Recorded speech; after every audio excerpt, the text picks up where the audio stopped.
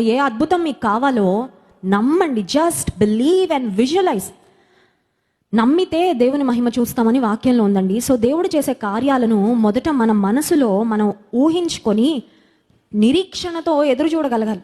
కొన్నిసార్లు మనం ఓడిపోయినట్టు, ఫెయిల్ అయిపోయినట్టు, పడిపోయినట్టు, కృంగిపోయినట్టు, అదైపోయినట్టు, ఇదైపోయినట్టు ఊహించుకుంటాం. కానీ మంచి విషయాలు ఊహించుకోవడానికి కొన్నిసార్లు ఈ మనసు సహకరించేది. ఇది మంచి మనసు కాదండి, పిచ్చి మనసు ఇది.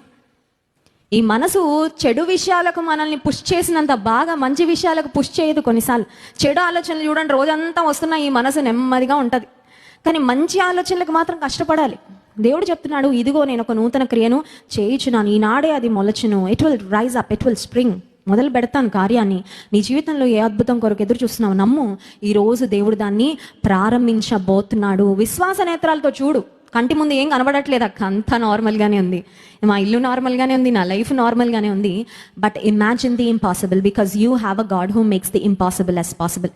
అసంభవమైనవి దేవుడు సాధ్యపరుచుకుంటున్నట్లుగా విశ్వాసంతో నమ్ము, ఊహించు. నీ జీవితంలో దేవుడు అసాధ్యమైన కార్యాలు సుసాధ్యం చేస్తాడు. మన